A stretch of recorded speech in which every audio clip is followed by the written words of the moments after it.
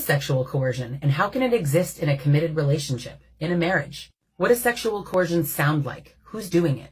While statistically speaking, it is more men than women that are perpetrators of this, men and women are both perpetrators of sexual coercion.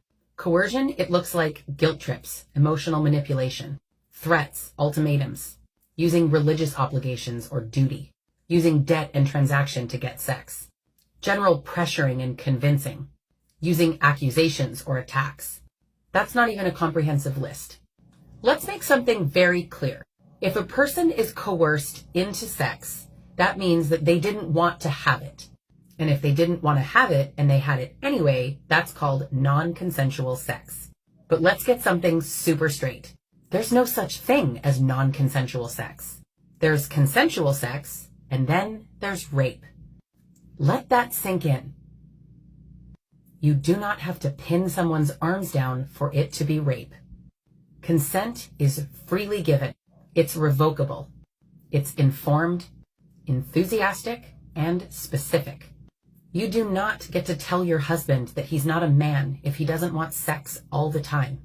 You do not own your wife's body simply because you're married. At this point, most coercive people will hear this and say, well, I don't want to live in a sexless marriage. So I'll ask the same question I always ask. Why does allowing your partner the opportunity to say no mean that they'll always say no? There's a deeper issue there. I'm hosting a webinar called Isn't Sex My Right? Why Sexual Coercion is Abuse.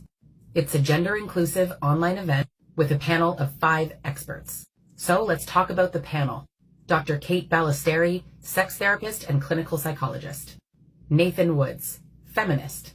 I've kind of branded him a reformed bad husband. Dr. Carrie McAvoy, author and psychologist. Jeremy Coleman, pastor.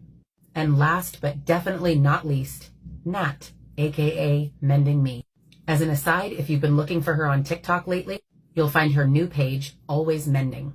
I truly understand the feelings of rejection that people may feel when their partner declines sex. And I encourage anyone struggling with feelings of rejection to seek therapy. The panel will have a live Q&A, so you'll have an opportunity to ask any member of the panel any question that you have. Let's talk about what change around consent looks like. Sign up for the webinar, Isn't Sex My Right? Why Sexual Coercion is Abuse, using the link in my bio.